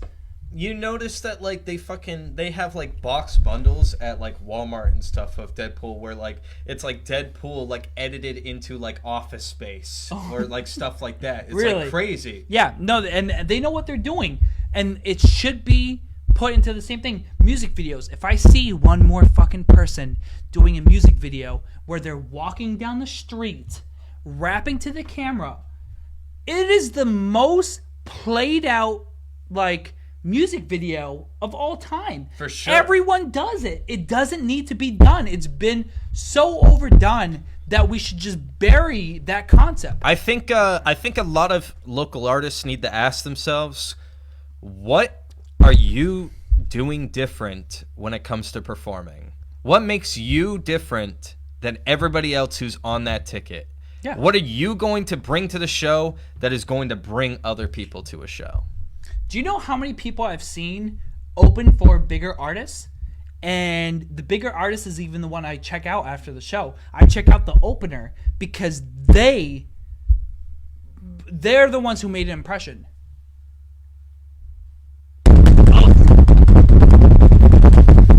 All right, next question. Thank you, Dave Dominguez. Yeah, that was a good one. All right, this is from Mr. Puglover 87. Mr. Puglover. What's the impact you want to have on people on a global and local scale? Do you want to do this, or do you want to take the forefront? I'm okay with the local scale for now. Like, I love when people are just entertained by my music. First time I ever performed the funk, which was on your Birthday your show? reboot show. Yeah. By the second hook, people were singing along with me, and that's all I fucking need. I just need people to like enjoy my music, and like it'd be really cool. Like, I feel like in a grand scheme of things, it would be really cool to get the notice of like people I admire who instead of me asking them to feature on song, if I can feature with them on songs, that they ask me to feature on songs.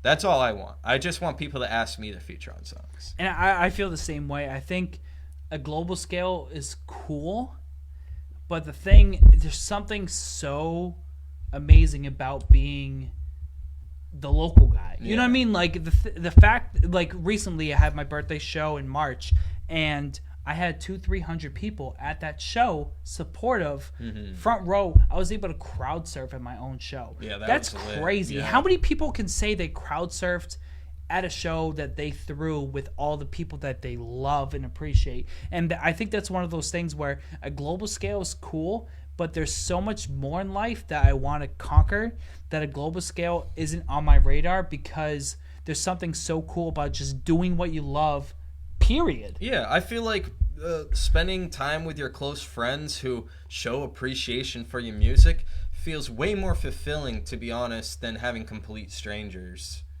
enjoy your music, you know? And as much as they're yes men half the time, sure. It's you can detach that. First, I've seen so many people go, yeah. And and you can tell that they're different from the regular Joe Smo. So like, thank you. So like, by the way, you guys suck.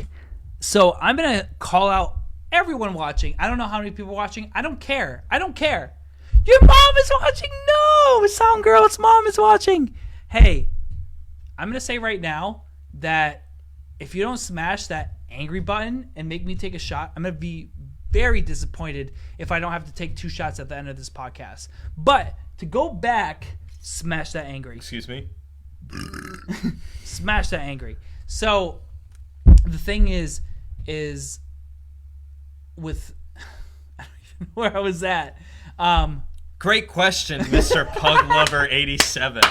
So I'm okay with the local scale because there's so many things I want to take on, and I love my career and I love where my life is taking me, that just being able to entertain my friends and family, my close friends. Yeah. I mean, I love having strangers come out to the show, but there's something about being personable to all those people and being able to look into the crowd and seeing every single one you recognize coming up and loving you and supporting you is something else. And like, I would love to be on a global scale, don't get me wrong. Yeah, for sure. I think the impact isn't as prominent to or in general, like to my life, as opposed to, because I've had people reach out to me and listen to my music and they say, I listened to the song and I cried to the song.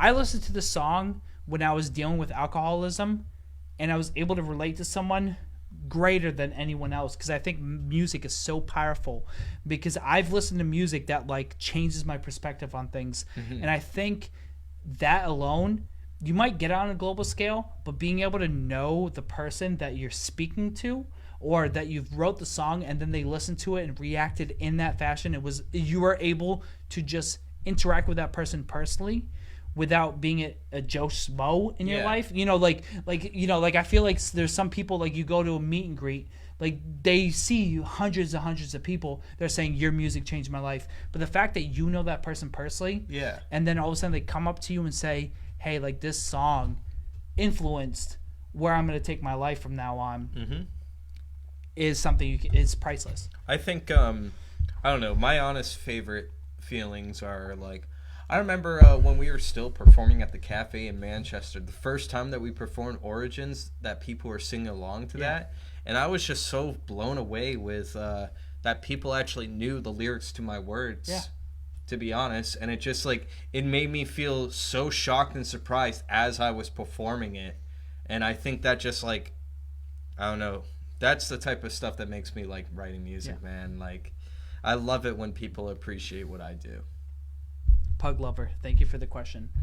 Pugs are gross. Hey, if there's another question, we'll take it out. Doesn't matter how stupid it is. Let's go. So we're going to go to this next question. And just for kicks, JFK asks, how and when did we fall in love? I feel like we always post this every time it like comes up. Do you want to tell a story because you're fucking better?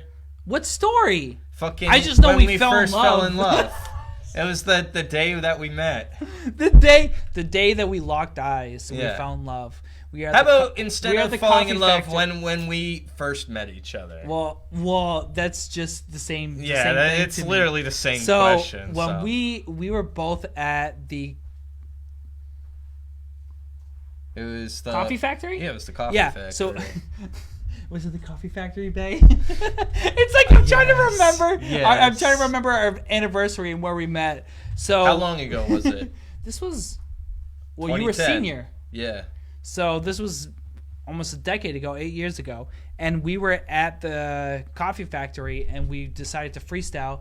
And I remember you falling in love with me because I was freestyling about ramen and penguins. Yeah, and those are my two favorite things. So he like knew. I knew, and you're like, I remember you seeing me freestyle like, "Fuck you, man." No, real talk. If you think you freestyle, wrap up my two favorite things. All right, ramen. I'm gonna tell the story now because JB is fucking bullshitting. So my brother used to go to this coffee factory all the time. In which they had like an open mic, and he used to do like acoustic music all the time there. And you continue this. I'm gonna break the seal. That's all good. So let me. No, I'm gonna drink this. All right. So while JB's breaking the seal, I'll tell this story of how me and JB met. So about a decade ago, 2010. I was at the coffee factory supporting my little brother who was performing at the open mic there. You might know him as Cullen Dwyer. And I went outside to take a break, and there was a crowd of people like in the middle of the parking lot, like the Big Lots parking lot. And I went to go check it out, and it's these two kids like rap battling each other. And one of them was JB, and one of them was just this big stocky kid. And like the stocky kid seemed like he was kind of like pretend rapping or whatever. He was saying like shit towards JB or whatever. But the first fucking words I ever heard JB say, and it was him battle rapping this kid, was, "If you had $1 for every girl you weren't fucking, it'd probably be enough for your liposuction." And people went fucking nuts at that bar. And so afterwards, like, you know, JB spat a few bars that probably sucked because he's trash. No! And afterward, I'm just like, I feel bad for this guy. I'm going to go talk to him. And so, like, I went up to him. I'm like, "Yo, dude, you like to rap?" And he's like, "Yeah." And so I'm like, "Yeah, I like to rap too. I freestyle. I also like to make beats. I sample video games." And he's like, "Yo, show me some of them." So one of the first beats I showed him was this beat that I think it might have been my brother made. Yeah, your brother made it. Sampling Viridian Forest from Pokemon. Shout out. And we both like just started freestyling, and we instantly got along pretty quickly. And then like 2 weeks later, my parents went out of town and stuff, and I threw week-long parties. They know about it. I threw week-long parties at my house. And I instantly invited JB and his brother over and stuff, and we had some fun times, and eventually that led into the creation of Henergy, which was me, you, your brother, Arthur Chen, who was living in New Hampshire at the time. He's currently in Calais. And then another girl named Lauren Sockwich, in which we kind of like wrote music all together, and then eventually kind of just became me, JB, and Brandon. We wrote music for the span of when I was in college, was like 2010, 2014, and then it kind of disbanded because we all kind of were doing our separate things, and then eventually like Brandon stopped rapping. He did like acoustic music and stuff, and me and JB still make music together, obviously, because I think Origins came out while I was in college, right? And you were here for your mom's wedding. Really? Yeah. That was that year? That was weekend. 2010? No, it was that weekend. Oh, fuck. Yeah. So it's been a while. Short answer is we fell in love when our eyes locked, and how when he showed me his penis. Yeah. All right, next. I don't understand. It's not even that impressive. So. All right, so Trending Dog asks, "What's your favorite story?" I know my favorite story. So my favorite story is the least bitchiest throw up I've ever had in my life. I knew that was gonna be it too. So me and Dell had a Caribou night, which was It was lit. It was dope. We set it up like we were partying out in these like dunes in the woods and shit. And JB bought like these dope ass like canopy tents, and like we had pong tables like outside and shit. Yeah, and we had super speakers set up. We had lights and speakers and stuff. It was crazy. And then I remember there's a whole drama situation that happened, and almost everyone left but Henergy, pretty much. Yeah. And I remember like I went to walk everyone out because they didn't know the path to get to these woods because it was like a 15-minute trail to get there. Yeah. And then I came back and like my brother and Arthur were just chilling having drinks. And I remember when I left, I had like a big gulp of 151 and I had you. I think it was only you that matched me because Brendan and Arthur didn't want to. They didn't want to. So we did 151 a shitload, and I came back, and Bill's hunched over in the bush, puking his brains out, and he turns to me and goes, Justin, that was like the least bitchiest throw up I've ever had in my life. And I always remember that moment because that was the greatest statement of all time, and we just and then we became lovers ever since then. And it okay, so just to say, the sound girl is my girlfriend, and she keeps turning at us whenever we're into each other. But I think that's my favorite story. And I remember we had to carry the pong tables, the tents, everything out. Yeah, and I pretended that I was too drunk so that way I wouldn't have to carry any of it out. So he whispers to me while we're walking. He goes, "Hey, man." Huh? Hi, Mom. Hey, Moses' mom. And yeah, I know my mom's watching. And he turns to me and goes, I'm just pretending I'm drunk so I don't have to carry anything, because he's carrying like a backpack and like a pillow, and then me and my brother are carrying like a full table with every single tent ever, and Arthur's carrying like 100 pounds worth of shit too, and I'm just carrying pillows. He's just carrying a pillow, and I'm like, you sucker. I was like, and he's whispering to me like it's his diabolical plan that he's just not going to have to carry anything. And but that's my favorite story.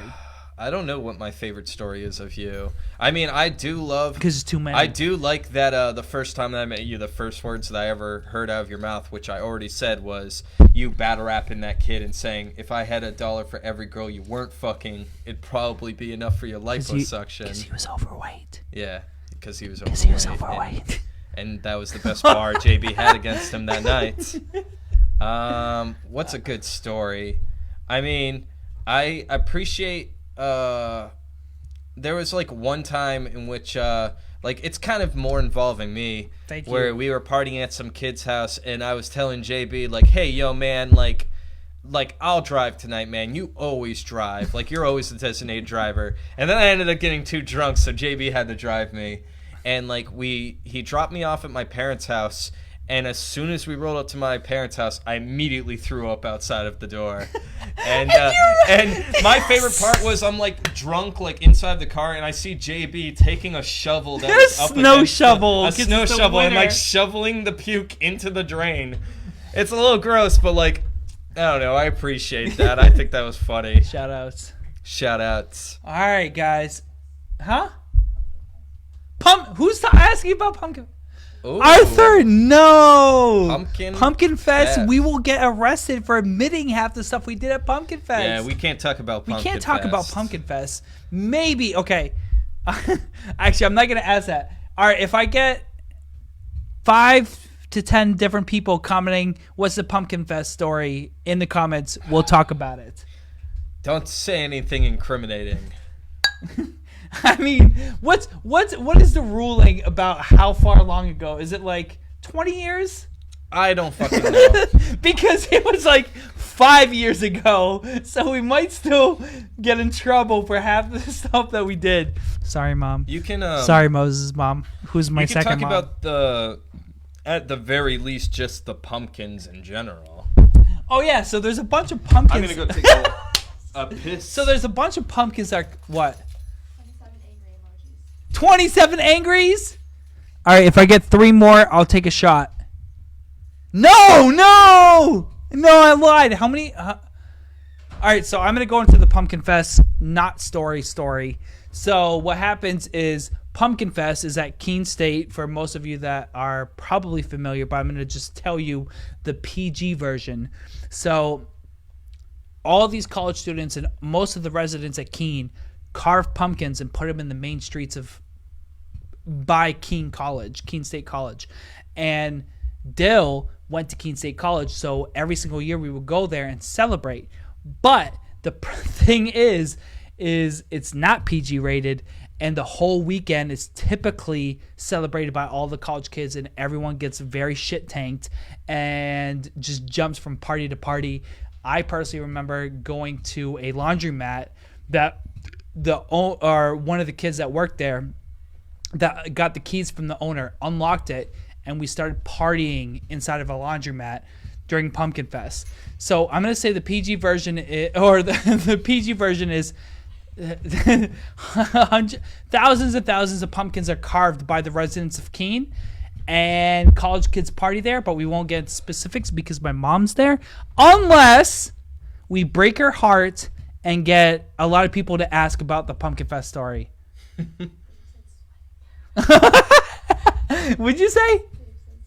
The Pumpkin King is sweating. If you don't know the Pumpkin King, it's okay. We won't tell that story because it's incriminating. We'll just say we had a really good time, Pumpkin King. Don't ask for who's Blue Squad.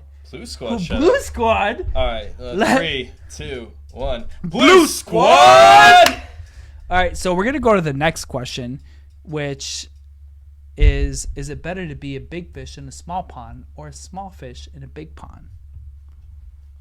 Big fish in a small I pond. have to drink.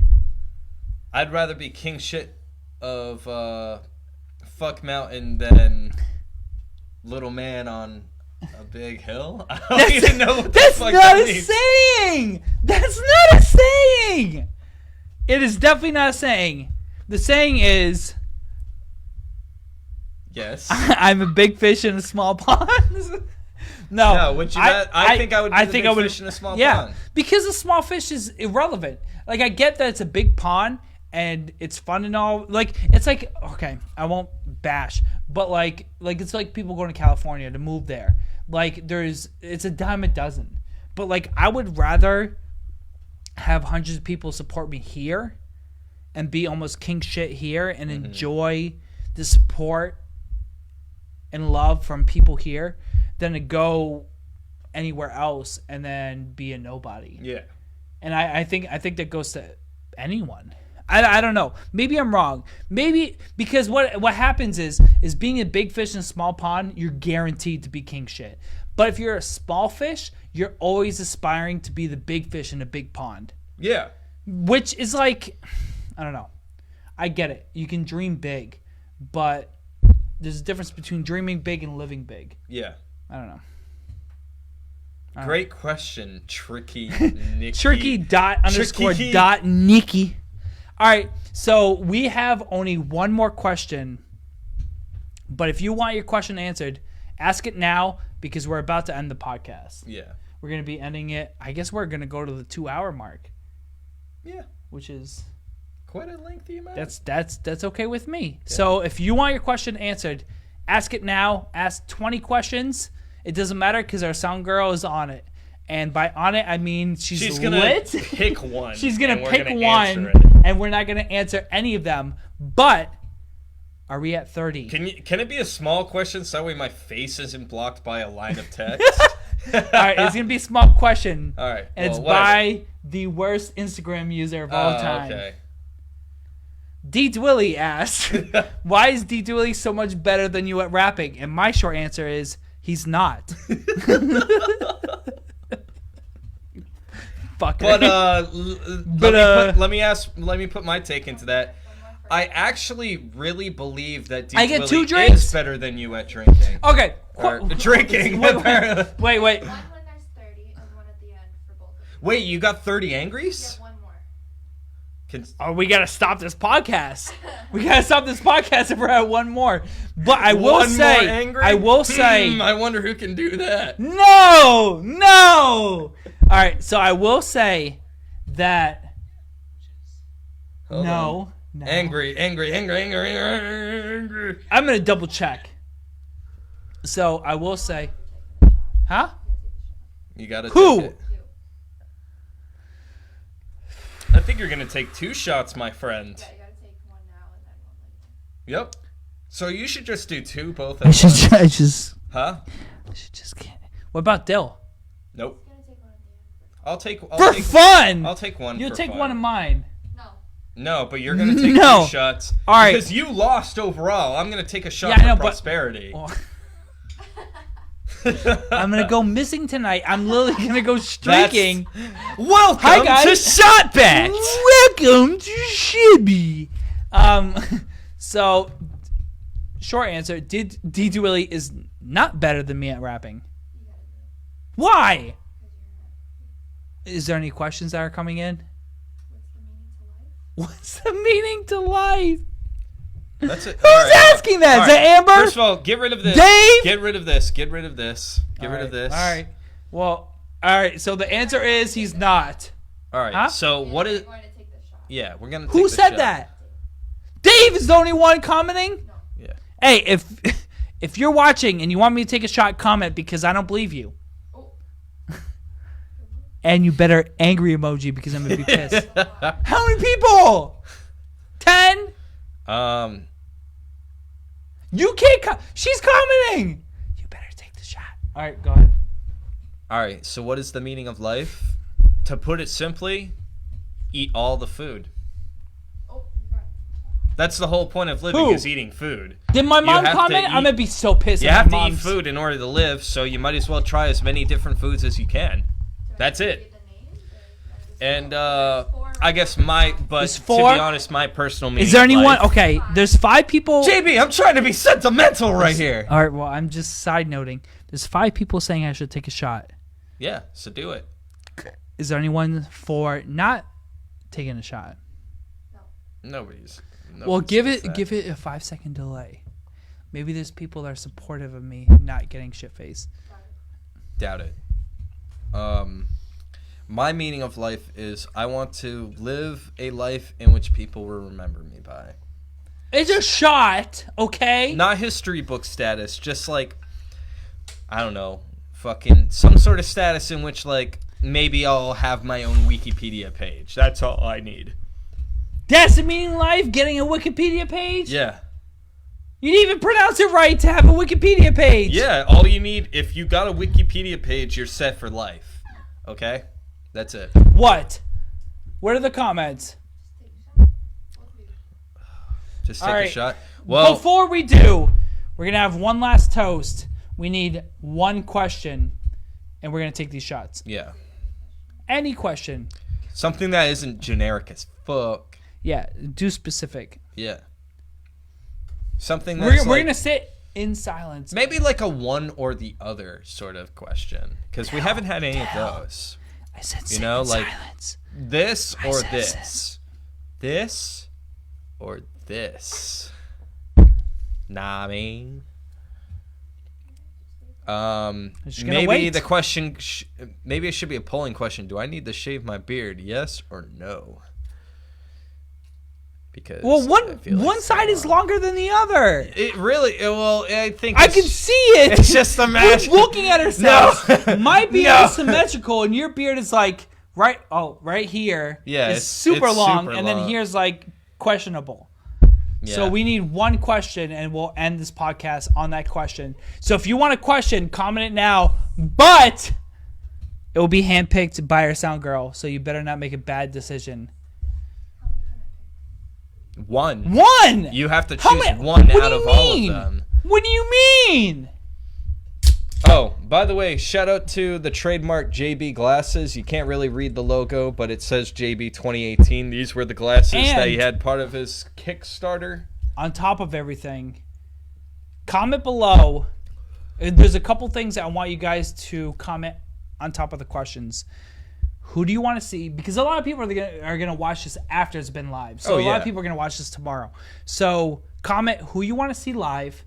I already have a couple people that I've reached out to, like Mike Wing and Nick Hampshire and Trev Finna, that I want to just get their perspective on life. Because get Corey Eno on this shit, man. Yeah, I want to get Eno. I want to get a lot of podcasters. So there's Corey Eno. I want to get Brett, Animatronic, and his brother to be on the podcast because they've hosted me so many times. Yeah. I don't know how drunk they're going to get, but I know they'll just enjoy us talking. because every time I'm over there, we're talking way too long, which is probably me because I've been rattling on. But I want to get so many people on this podcast that people are just going to genuinely enjoy their stories. I would love to hear about Trev Finna being on tour with different people, or my buddy Seth Rand, who's done hardcore shows, and he just loves, like, he's been on Warped Tour, he's been open for different people, and I would love to see his perspective and, like, even behind the scenes stories, because, like, I love hardcore heavy metal shows, and he's experienced so much more than me, and I would love to hear just different perspectives on life. So if you guys want to see someone, tag them or message me personally and tell me who you want to see, and we'll go from there. Hey, Kat, do you have a question? All right. Yeah, 1 second. Did you take a shot first? We're going to take a shot in unison to the question. You're still working on your one beer. You have one wine glass that wasn't even fully filled, and then a quart of a beer done? Where do you see yourselves in the next 5 years? That's so serious. That is so serious. 5 years. Where do you see yourself in the next 5 years is the question. Who was that asked that? To who? You're going to be 15, you're going to be 30. I'm going to be 50, he's going to be 30? I'm going to be 32. It was from Jordan Paul. Jordan Paul. Thank you. Thank you for being the last question of the night. Would you like to go first? We're going to postpone this shot because I'm going to be absolutely destroyed in about 2 minutes. No way! Cheers. No way! I can't take it without you. Yeah, but I was going to wait till you answer. That's okay. We got to take a shot and then do it. Let's go. I was going to take it by myself, but I can't take the first shot of the... Let's shake on this. This was the first episode of ShotBet. First episode of ShotBet. This is the first shot of ShotBet. But I want to take it... Thank you, guys. Thank you, everyone, for tuning in. Everyone for just staying and watching us babble on. Yeah. And... I guess we're gonna have future episodes because this was so successful. Yeah. I literally, the fact that there was like almost 200 comments on our break, which was like an hour ago. Yeah. There's 328 comments at this moment. That is so fucking cool. Thank you to guys. We're gonna keep doing this. Anyone you want, comment below. We're gonna take this shot and we're gonna talk about 5 years from now. Absolutely shit-faced. All right. Cheers, my friend. Cheers.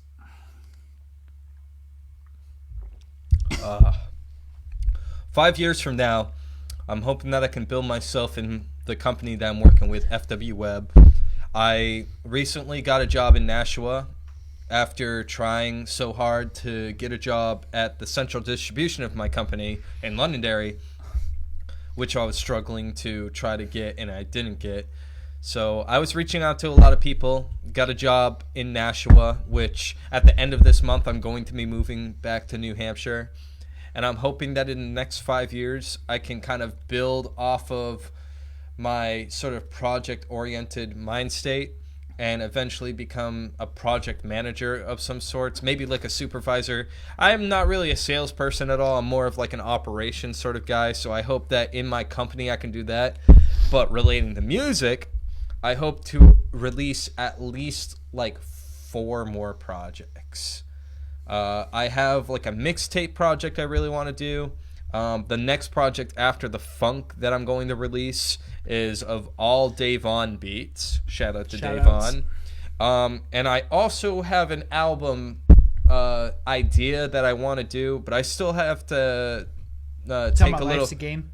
Yes, the project that I have kind of in mind that I've had for a couple years, I wanted to call it Life's a Game, in which I kind of implement not necessarily video game rules, but just game theory in general when it comes to life in general, and just like relate those to tracks and kind of make like a concept album out of that.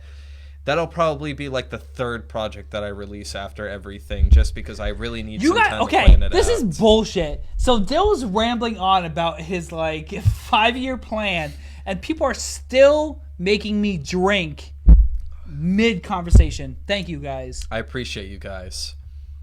So I really hope that I can at least like further myself in my company that I'm working for, and also release more music now that I'll be closer to more musically creative people than I was in Connecticut.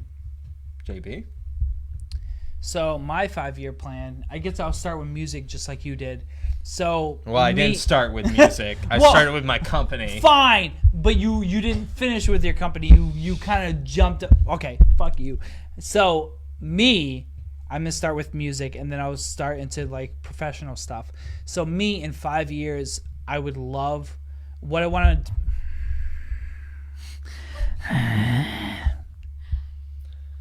I got the hiccups. What I want to do is just put out one last project called 30. Yeah, you fucking say that shit all the time. But no, but I'm serious. Like the last fucking two projects what happens we put out. Is the last, this is the last project I'm putting out. But the thing is the projects are literally foreshadowing this last project for real. Yeah. Because I've always talked about, since I was in high school and even after that at 30, you're too old. Yeah. Like, that's how I personally feel. And, like, people can disagree. Me, that's my mentality. That at 30, I'm done. If I feature on it, can I talk in an old person voice like this? You can be me in 76. Hello. And I think I'm going to be done music in general. And I just want to put out this last project. And my envisionment is every single year I'm still going to be doing my birthday show. But at 2020 is going to be my last show, and my last project going to be the Project 30, which I'll be turning 30 in 2020. And thank you. I'll be releasing my last project called 30 in the year 2020, and then I'll be done from there. I'll maybe do some shows in between, and maybe after some features. And some features, but it will be my last full-length project. And then personally, as a work career, I want to be renting out the place that we're actually podcasting from. I want to buy my own place, my own yard. I own this place right now, but it's just a townhouse, and I want to progress in life and have a career where I'm doing project management full time and doing a lot more than what I'm doing right now, like conquering bigger projects.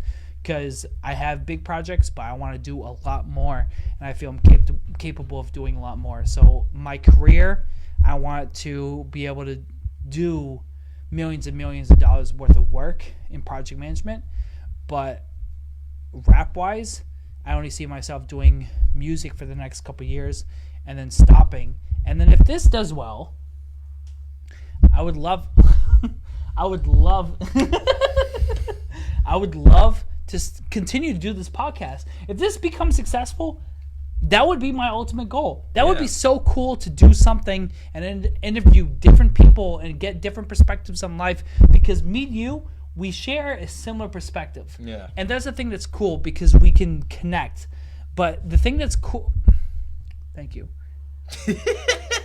Thank you so much for the drink. The thing that's cool is if I get some...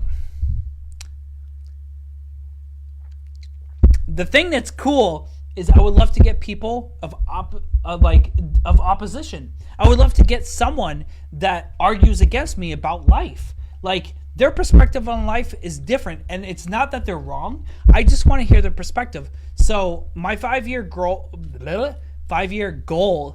is career-based and finishing music in the next couple years. Yeah. But my unrealistic goal is to continue this and see where it takes me.